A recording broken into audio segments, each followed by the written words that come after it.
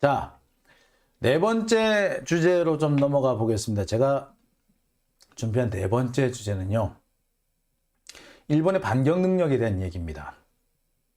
제가 어제도 말씀을 좀 드렸습니다만, 오늘도 이 얘기를 안 할 수가 없을 것 같아요. 왜 그러냐? 자, 일본은요, 이번에 북한을 핑계 삼아서 반격 능력을 보유하겠다고 선언했습니다. 미사일을 공격을 받으면 우리도 맞대응을 해야 된다. 반격을 하겠다는 것이 일본의 명분이에요. 즉, 북한입니다. 북한의 미사일을 맞으면 우리도 북한을 때리겠다라는 것이 일본의 현재 그 명분입니다. 입장이에요. 그런데 여러분, 일본이 정말 북한을 상대하기 위해서 반격 능력을 가지는 걸까요? 정말 그럴까요? 북한은요, 전투기를 한 400여 대 정도 가지고 있는 것으로 되어 있는데, 이 중에 대부분의 전투기는 레이더가 없고요. 한 40대 정도가 레이더가 제대로 된 레이더가 있습니다. 미그 23만 해도요, 그냥 눈앞만 볼 수 있는 수준의 아주 기초적인 수준 레이더밖에 안 갖고 있습니다. 자, 그런 북한은 심지어 함정도 큰 배가 없어요. 2,000톤이 넘어가는 배도 사실 없습니다. 1,200톤급짜리 잠수함이 3척이 있고요. 2,000톤 넘어가는 함정 없고요. 1,700톤짜리 함정 3척이 있어요. 이게 다야. 나머지는 다 올망졸망한 고속정이거나 반잠수정이거나 그런 배입니다. 자, 정말 북한의 군사력 유치한 수준이에요. 진짜 유치한 수준이에요. 그러니까 북한이 군사력만 가지고는, 자기들 가지고 재래식 전력만 가지고는 도저히 남한하고 싸워서 이길 수 없을 것 같으니까 뭘 가진 거다? 야, 우리 핵이나 가지자. 이렇게 된 거예요. 어떻게 보자면은 그 엄청난 군사적 열세를 한 방에 뒤집을 수 있다라고 생각을 한 거겠죠. 여하튼, 자, 그런 북한을 상대로 일본은 반격을 하겠답니다. 북한을. 예. 근데 딱히 그거는 반격 능력을 안 가져도 할 수 있을 정도로 그닥 어려운 상황도 아니에요. 예. 그런데 굳이 반격 능력을 가지겠다라고 선포했다? 이건 뭘 말하느냐? 명분은 북한이지만 실제 목적은 다른 데 있다는 걸 말하는 겁니다. 저는 일본이 노리는 진짜 목표는 대한민국이라고 생각이 들어요. 일본이 반격 능력 운운한 실자 목표, 1차 목표는 한국이다. 뭐 러시아하고 중국이 있을 수 있지 않나요? 아니, 일본도 바보가 아닌데 러시아하고 중국하고 바로 맞짱 뜰 수 있겠어? 얘들도 한 단계 업그레이드 되는 그런 한 단계를 거쳐서 중국, 러시아랑 싸우지. 그냥 바로는 못 싸우죠. 그 단계가 뭐다? 자, 일본의 국력을 한 단계 업그레이드 시킬 수 있는 디딤돌, 구름판, 받침대가 뭐다? 한국인 거예요. 그래서 일본은 뭐다? 대한민국을 제압을 하겠다는 것이, 군사적으로 제압을 할 것이고, 제압을 하기 위해서 반격 능력이 필요한 거예요. 반격 능력, 말이 좋아 반격 능력이지 실은 공격 능력을 말하는 겁니다. 공격 능력이에요. 공격 능력. 반격은 공격이에요. 공격. 한 방 맞았어? 그럼 우리도 공격. 네가 나 선빵 때렸지? 그럼 난 이제부터 때릴 거야. 이거거든요. 때린다는 의미예요. 공격한다는 의미입니다. 반격, 공격 차이가 하나도 없어요. 자, 도대체 일본의 반격 능력이 왜 대한민국을 노린다고 말하는 거냐? 자,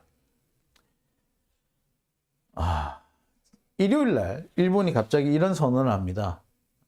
일본도 반격 능력을 가지겠다. 그런데 윤석열은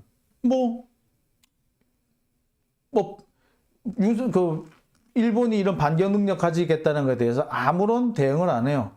일본도 자기 방어, 안보에 걱정이 좀 많은가 보지. 이런 식으로 대응을 합니다. 그러면서 협의 계속 하겠다. 이런 식으로 얘기해요. 자, 결국에 이것은 일본이 군사 대국화로 가게 된 길을 열어준 겁니다. 근데 군사 대국이 되면은 제일 먼저 피보는 건 바로 옆에 나라예요.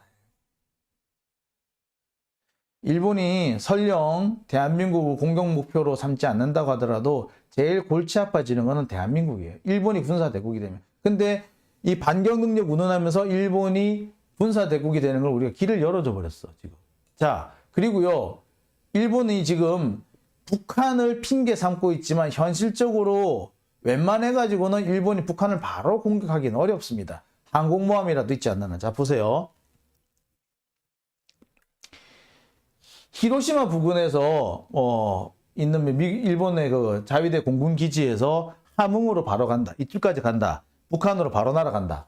보통 북한이 미사일을 쏘면은 이 함흥 근처에 있는 기대령 이런 데서 쏘거나 아니면 평양 근처에서 쏴요. 아니면 여기 함경도 개마군 부근에서 쏘거나 이렇게 해서 날아갑니다. 자, 그러면 여기를 공격하러 갈 거 아니에요. 자, 가깝게 함흥을 공격한다 칩시다. 함흥 공격하면 어찌 되냐? 이 거리가 얼마? 500km예요. 히로시마에서 함흥까지 가도 500km. 가장 가까운 거리가 이거예요. 일직선으로. 자, 그 다음에 어디? 여기 뭐 사세보 기지에 있는 데서 출발하면은 여기까지 가면 몇 킬로? 800km입니다. 근데 이 500km고 800km고 우리 영공을 지나갈 때 얘기야.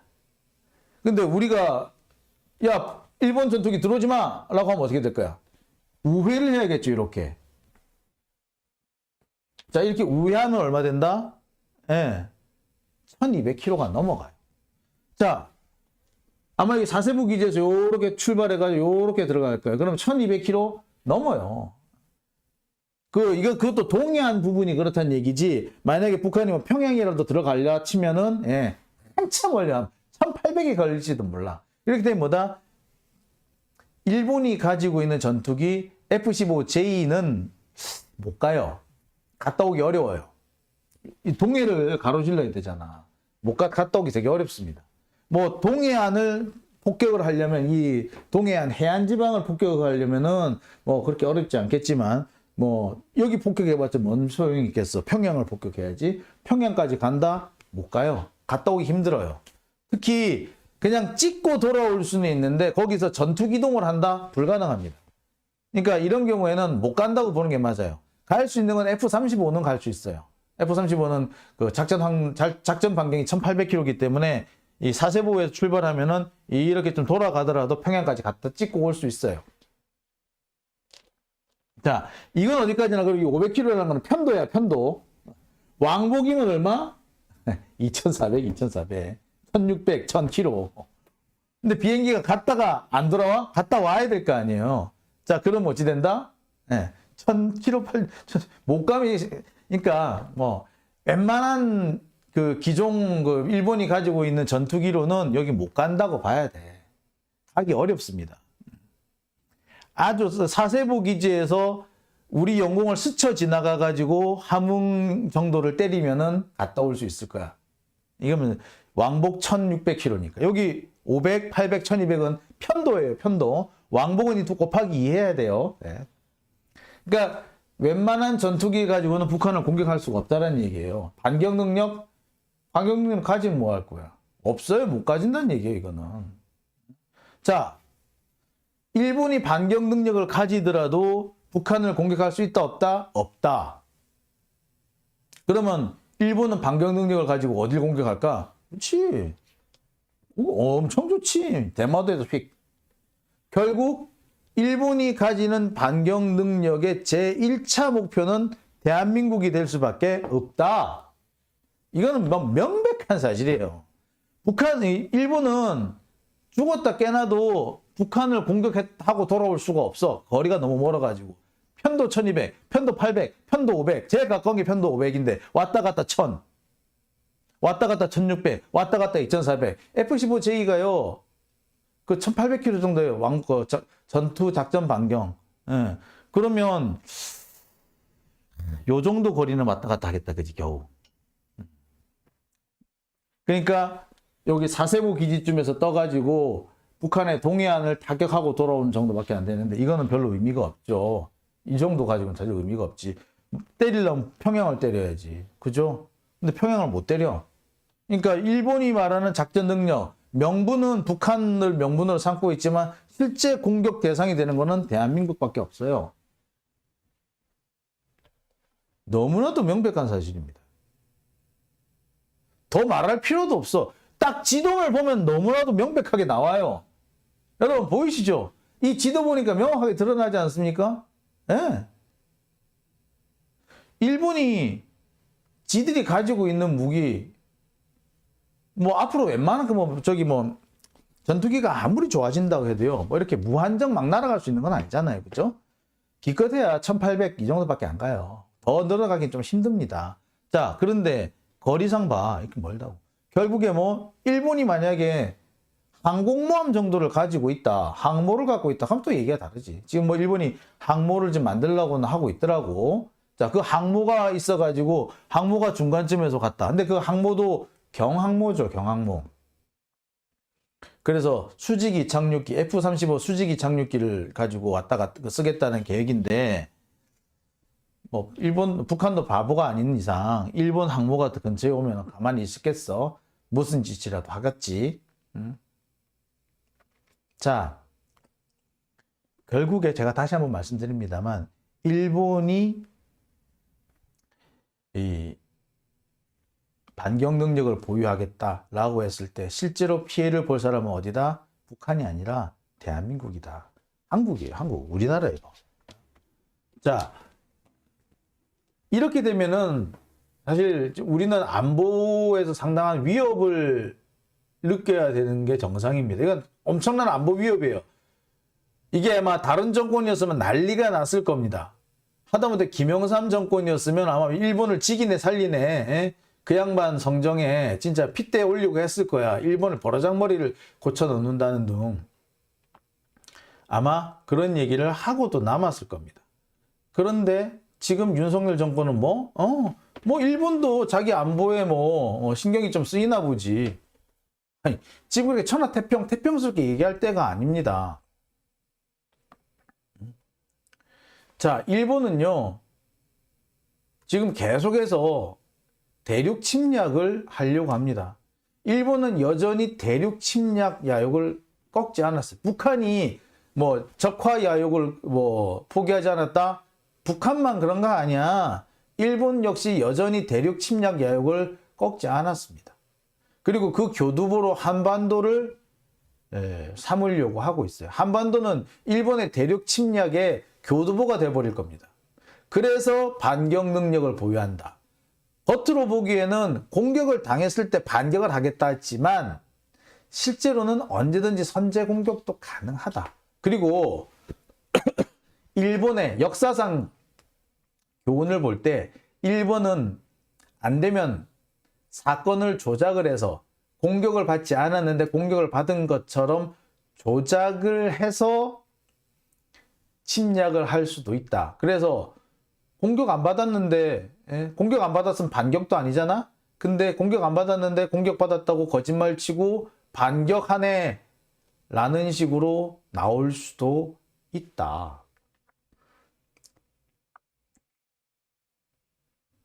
일본은 언제든지 이렇게 사건을 조작을 해서 거짓말을 해서 침략의 명분을 삼을 수 있다. 자기들은 반격이 아니고 공격이지만 반격하는 것처럼 조작을 할 수 있다. 사건을 조작하는 공작. 이 검찰하고 참 비슷하다. 그죠? 이 검찰이 출신이 일본인가?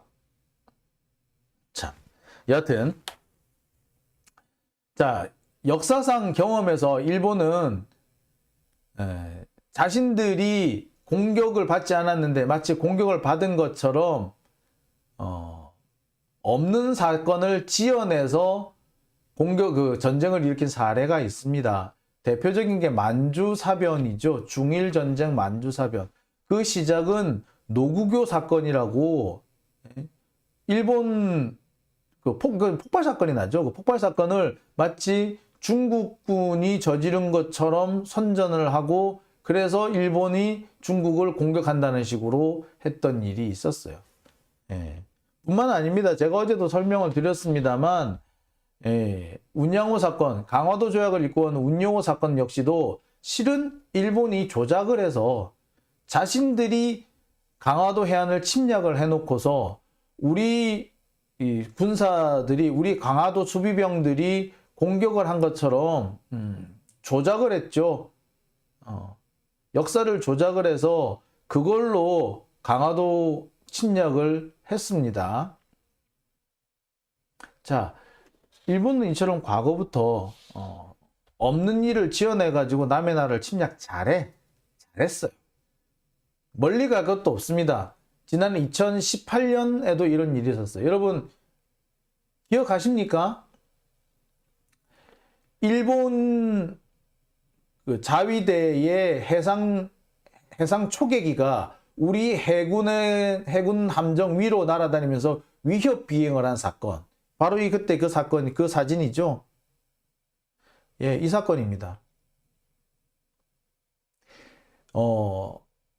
100m 안 돼, 100m가 안 되는 아주 낮은 고도로 날면서 우리 함정을 위협했어요. 그리고 우리 함정 머리 위를 바로 지나다니기도 했습니다. 자, 이래 놓고서는 뭐라 그랬다? 예. 한국군이 사격 통제 레이더를 일본 초계기에 조사를 했다. 그래서 우리가 그에 대한 대응하는 비행을 했다. 라는 식으로 뒤집어 씌웠어요. 이게 언제입니까? 2018년 12월부터 2019년 1월 일본 초계기의 위협 비행 사건입니다. 당시 위협 비행을 당한 우리 함정은 광개토 대왕함, 대조영함, 노적봉함 등이 있습니다. 우리나라 이 군함들 되게 큰 군함들이에요. 이게 광개토함 같은 경우에는 3,000톤급이고요. 대조영함 같은 경우에는 5,000톤급, 노적봉함 같은 경우는 8,000톤급의 이 상륙함이에요. 이런 큰 배들을 상대로 해가지고 위협 비행을 한다? 이거 웬만한 나라에서는 할 수가 없는 거예요. 그래 놓고서는 그 책임을 우리나라에 떠넘겼습니다. 한국이 먼저 사격 통제 레이더를 쏘는 바람에 열받아서 우리가 간 거다. 놀고 있네. 제가 어제도 설명해 드렸지만요.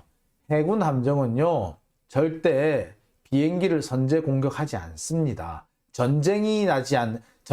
전시라서 저쪽도 우리를 공격할 수밖에 없고 우리도 저쪽을 공격할 수밖에 없다. 그러면은 선제 공격이 답이지만 그게 아니라 평시 상태라면은 함정이 비행기 항공기를 향해서 사격 통제 레이더를 먼저 쏘지 않아요. 왜?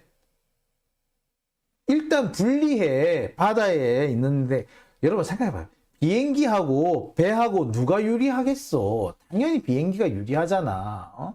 그 비행기를 향해서 일부러 사격 통제 레이더를 일부러 쏜다고? 전시도 아닌데 전시면은 먼저 발견하고 먼저 쏴야지. 전시가 아니라 평시인데 찍 쏜다고? 미쳤어? 그런 수는 없어. 그건 말이 안 되는 상황이에요. 그런데 이 말도 안 되는 거를 어거지를 써서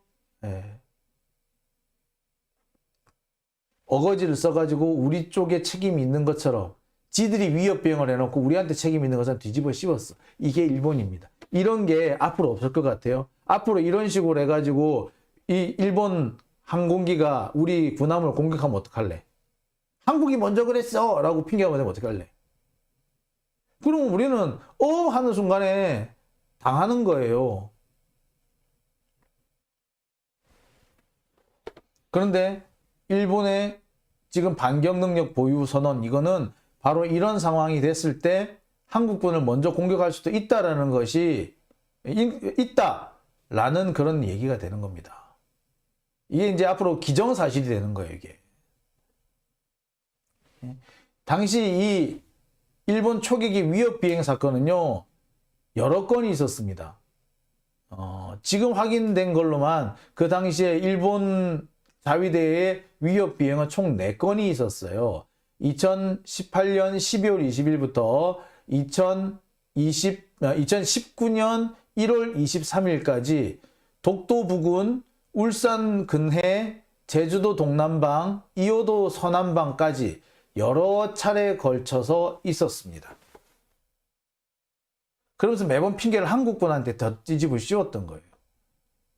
앞으로 일본 이런 식으로 해서 한국한테 책임을 뒤집어 씌우고 지들이 먼저 선제 공격할지도 몰라. 근데 그 선제 공격을 하더라도 우리가 그냥 하고 당하는 수밖에 없게 돼 있어요. 지금 상황이 그래요. 지금 윤석열은 아주 편안하게 생각해서 뭐 일본도 뭐 자국의 안보에 걱정이 많은가 보지. 웃기지만 일본이 자국 안보를 걱정해서 지금 반격 능력 보유 운운하는 줄 알아? 이거는 대한민국을 침략하기 위해서 하는 거야. 이 얼빠진 놈아. 아 진짜. 이게 뭐냐? 일본이 우리 민주진보 정권이 있을 때는 이런 짓 못합니다. 근데 친일 정권이 있으니까, 수구 정권이 있으니까 정말 아무런 거리낌 없이 이런 짓을 하는 거예요. 이거 진짜 이 수구 정권은 나라 팔아먹는 정권인 겁니다. 지들은 뭐라고 얘기할지 모르겠으나 니들은 나라 팔아먹는 정권이 실제 친일 정권이에요. 일본한테 대한민국 홀로당 팔아넘기고 있는 거나 다름없어요. 자, 댓글 한번 봐볼까요? 전 회장님, 일본에서 치고 북한에서 치고 양 사이드에 치여 죽겠네요. 아이고 이런님, 아직 온전한 건 아니지만 우길 수도 있으니 돌겠네요. 그렇습니다. 어스님, 다음에는 사격해라 라고 하셨네요. 샛별 하나님, 트로이 목마 같은 경. 그렇습니다. 자, 상황이 이렇기 때문에 우리는 탄식하고 한탄하고 있을 때가 아닙니다. 수박들 참 승질나지만 이 수박들을 몰아내기 위해서도 우리가 행동을 해야 됩니다. 그러고 보니 그렇다. 이낙연이요, 한일의원연맹 회장 이런 거 했었어. 얘도 친일파야 솔직히. 그래가지고 일본 일왕이 죽었을 때 거기 조문사절로 가고 막 그랬잖아. 그리고 연미복 입고 가고 막 그랬었잖아. 그래가지고 이씨 너무 사대 외교니 이렇게 욕먹지 그랬었잖아요. 그 이유가 있어요. 어떻게 보자면 걔도 그러네, 그 생각을 못했네. 이거 그래서 제가 늘 얘기합니다만 수구 세력들하고 수박들하고는 일맥상통하는 부분이 있어요. 진짜로. 네, 분배 정의 실현님, 동아일보 일본 특파원 출신의 이낙연. 그렇죠. 웬즈데이님, 이재명이 대통령이었으면 일본이 졌다 하지 못하죠. 진짜. 저는 이번에 이 일본의 이 반격 능력 보유선언, 이거는 정말 심각한 문제라고 생각하고요. 이 심각한 문제에 대한민국 정부가 강 건너 불구경하고 있는 것처럼 하는 행동은 이거는 나라 팔아먹는 거라고 생각됩니다. 윤석열 이거 나라 팔아먹는 거예요. 북한이 갑자기 반격 능력을 보유하겠다 그러면 가만히 있었을 거야? 뭐 반격 능력이든 뭔 능력이든 북한이 반격 능력 보유. 북한이 핵미사일 가는 것도 뭐라 그러죠? 쟤네들도 반격 능력이라 그래. 반격 능력을 보유하려고 그래. 보복 능력이라고 핑계는 보복 능력이에요, 걔네들도.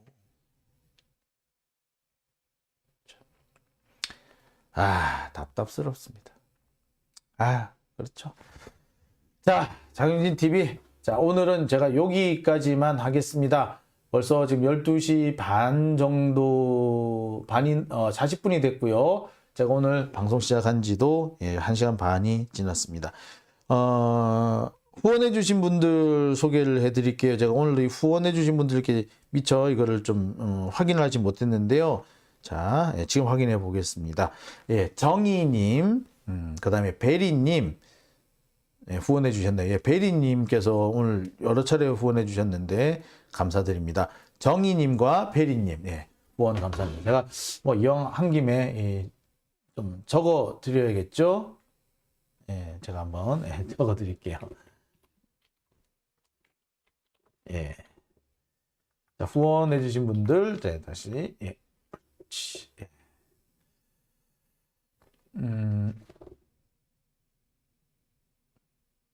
자, 후원해 주신 분들, 정희님과 베리님 감사합니다. 자, 장영진 TV는 여러분의 제보를 통해서 성장하고 있습니다. 제보 지금 여러분이 많이 주고 계셨고요. 여러분들이 주신 제보가 저한테 큰 힘이 됐습니다. 그리고 취재하는데, 그리고 제가 이 방송 제작하는데 그때 참 유용하게 쓰였다는 거 여러분들 잘 알려주시면 감사하겠습니다. 그리고 어제 이 문자 메시지, 카카오톡 문자 메시지를 통해서 알려주신 분이 계셨어요. 제가 방송을 하던 도중에 뭐 잘못 알려드린 게 있는 것 같아요. 김진태발 이 자금 경색, 자금 시장 경색이 부동산 시장을 얼어붙게 했고, 그 과정에서 부산 지역에 동원건설이 부도가 났다라고 말씀을 드렸는데, 부산 지역의 동원건설이 아니고요, 경남 지역의 동원건설이라고 합니다. 동원건설이 여러 개 있는 모양이에요. 수도권에도 큰 재벌급의 동원건설이 하나 있고요, 부산에 동원건설이 있고, 경남 창원에 또 동원건설이 있다고 합니다. 문을 닫은 것, 이번에 부도가 난 곳은 경남 창원의 동원건설이었습니다. 이거 지적해 주신 분이 계셨는데요. 이렇게 지적해 주신 분들께 다시 한번 감사드립니다. 여러분이 말씀해 주신 거 방송에 참고하고 또 방송 제작에 꼭 활용하도록 하겠습니다.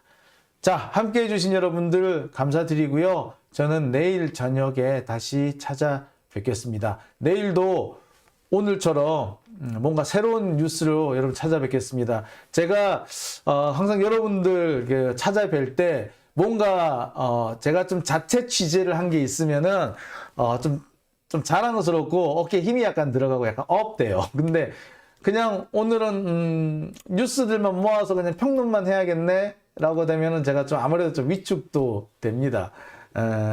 그래서 내일도 또 하나를 좀 취재를 해서 여러분들 알려드릴까 합니다. 이 신현영 의원 건 같은 경우는요, 제가 어제도 그렇고 오늘도 그렇고 취재를 한 겁니다. 그리고 이 일본의 반경 능력에 관한 얘기는요, 그동안 제가 가지고 있는 군사 지식이라든지도 제가 몇 군데 전화를 돌려가지고 이게 맞느냐라고 좀 의견을 구해서 어느 정도 취합된 의견을 전해드린 겁니다. 앞서서 제가 일본이 반경 능력을 보유하겠다, 북한을 핑계 삼고 있지만 실은 대한민국이 1차 목표다라는 건요, 저만의 얘기가 아니고요, 군사 전문가들이 다 그런 우려를 하고 있습니다. 어떤 분들은 아니 당장 그렇게까지 생각할 수 있는 건 아니지만 그럴 가능성도 충분하지 라고 좀 조심스럽게 말씀하시는 분도 있지만, 일본이 북한을 직접 공격하기는 어렵다.